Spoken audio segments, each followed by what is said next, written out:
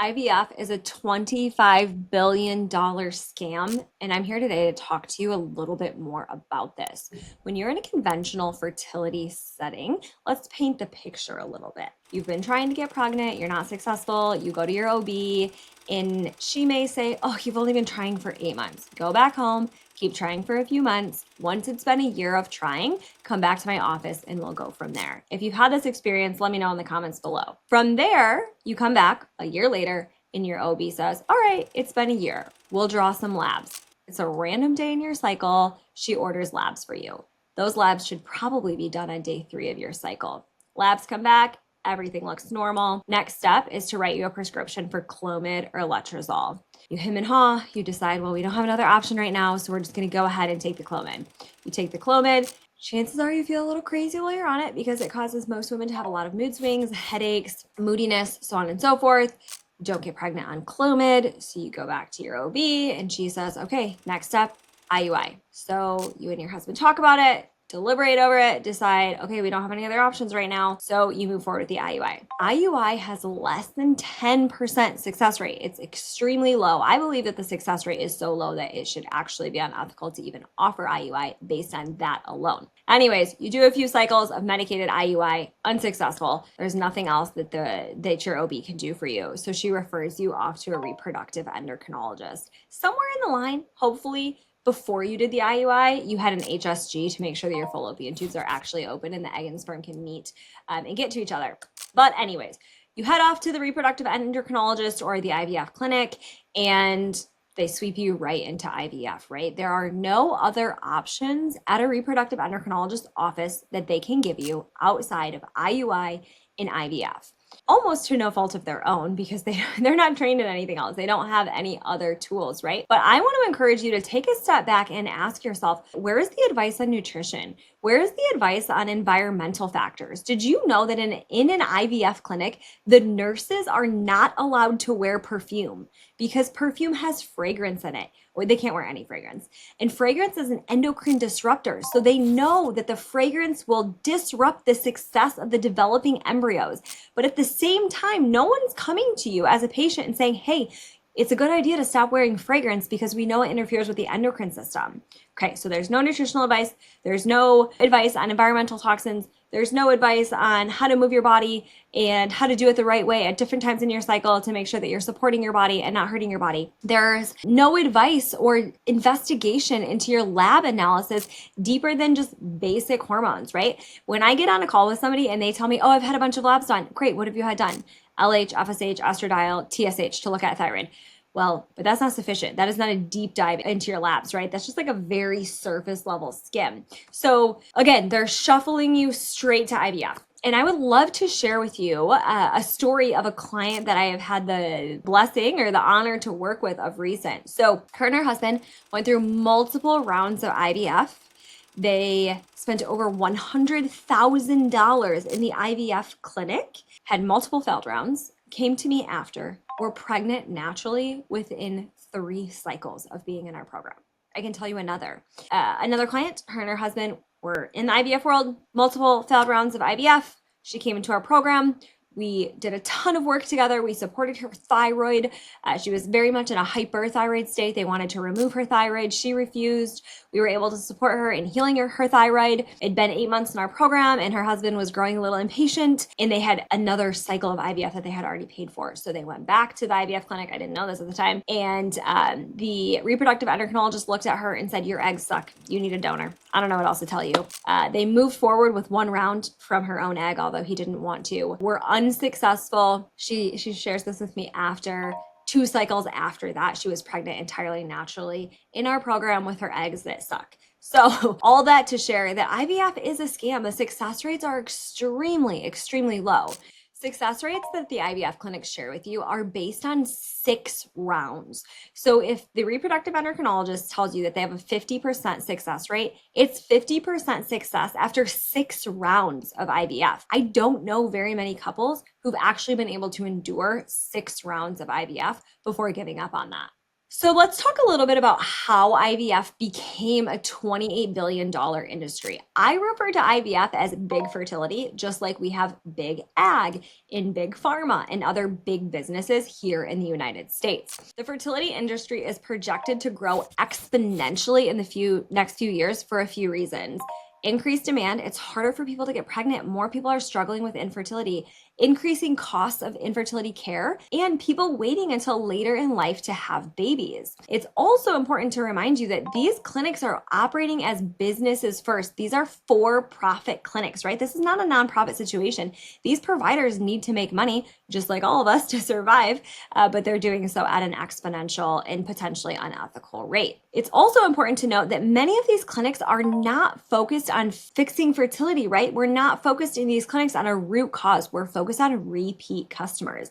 And that's exactly what they're brewing up. If a couple comes to a reproductive endocrinologist office struggling to conceive, and they are not taking a root cause approach to fix what's going on in the first place, right? If someone cannot conceive, if you are struggling with infertility, that's your body sending you a signal and saying, hey, I'm not going to reproduce because it's not safe for me to reproduce right now. I'm trying to keep you alive. And in reproduction is not part of that, right? So I know that that might seem a little harsh or a little jaded, but it's true. When we can't conceive, that's a self-protective mechanism of our own body. So when we go into the IVF world, we're now forcing our body to do something that it's trying really hard not to do. And the fertility clinics are not addressing that root cause. They're creating repeat customers. If you have trouble getting pregnant the first time, chances are you're going to be back in 2 years to get pregnant again, which pads their pocketbook. Let's go back for a minute and talk about how clinics are manipulating their success rates. So clinics report live birth rates per successful embryo transfer, not per patient or per cycle.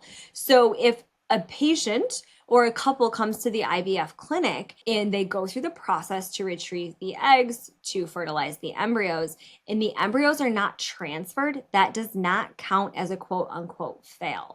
The only thing that counts as a fail is if they transfer the embryo and it does not result in a live pregnancy.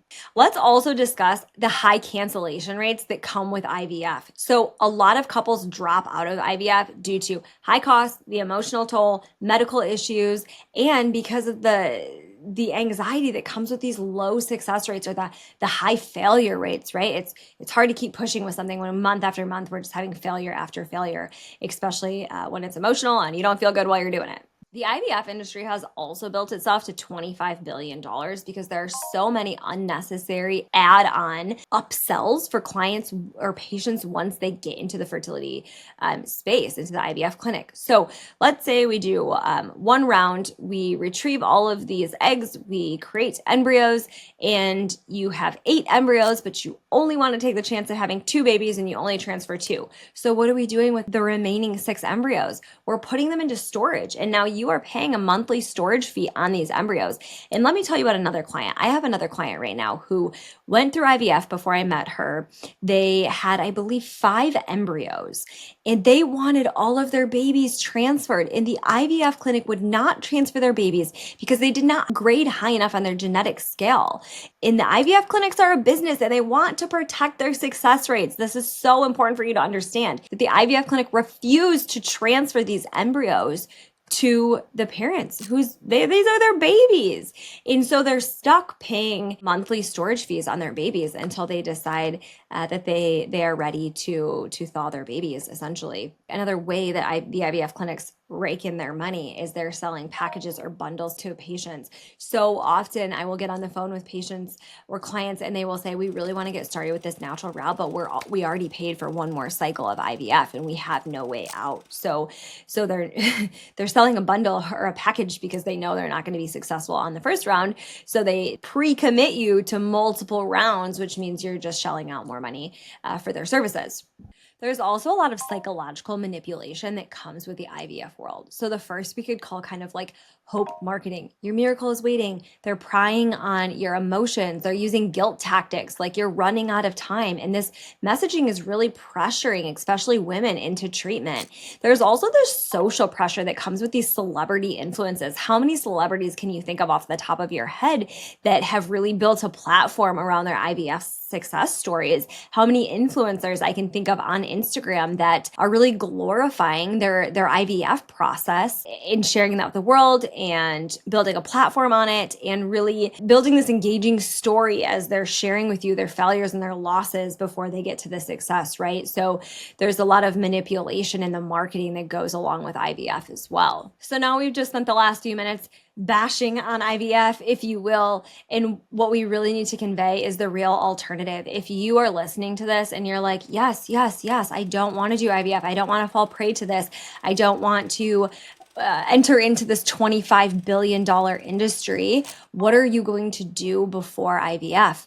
And what you really what I really encourage you to do is to find providers that can help you and support you in this journey. Before you jump to IVF, consider, how is your diet? How is your lifestyle? How is your environment, right? The environmental toxicities, how are they influencing your fertility? And what things can you do to improve your environment to boost your fertility naturally? Find a provider that is in alignment with you, right? If you're a Christian, find a provider that is also a Christian that can really be on the same level with you and have the same desire to help you conceive naturally without IUI, without IVF, without an egg donor, without a surrogate.